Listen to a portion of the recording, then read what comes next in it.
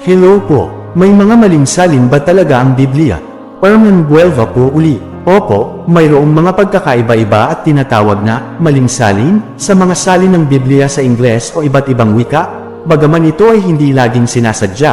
Ang mga pagkakaiba ay kadalasang nagmumula sa mga personal na interpretasyon ng mga manunulat ng salin, pagpili ng mga salitang gagamitin, at mga pagkakaiba sa teolohiya ng iba't ibang denominasyon, na humahantong sa iba't ibang bersyon gaya ng King James Version of KJV at ang New World Translation o NWT ng Jehovah's Witnesses. Bakit nagkakaroon ng maling salin?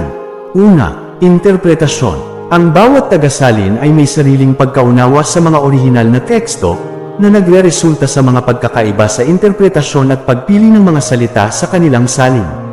Pangalawa, teolohiya. Ang mga salin ay maaaring makaimpluwensyahan ng teolohiya ng isang partikular na denominasyon o grupo ng mananampalataya. Pangatlo, pagpili ng salita. Ang isang salita sa orihinal na wika ay maaaring magkaroon ng maraming kahulugan, at ang tagasalin ay pipili ng isa na akma sa kanilang pagkaunawa, na posibleng iba sa iba pang mga salin. Mga halimbawa, King James Version o KJV.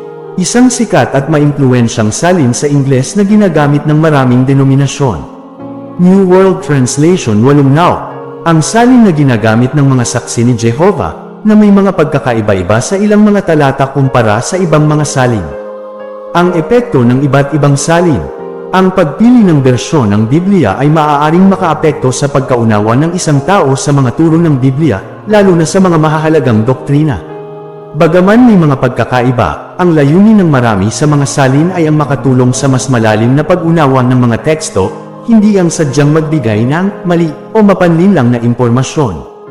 Para sa pinakamahusay na pagkaunawa, iminumungkahi ang paghahambing ng ilang bersyon at paggamit din ng mga orihinal na teksto kung kinakailangan.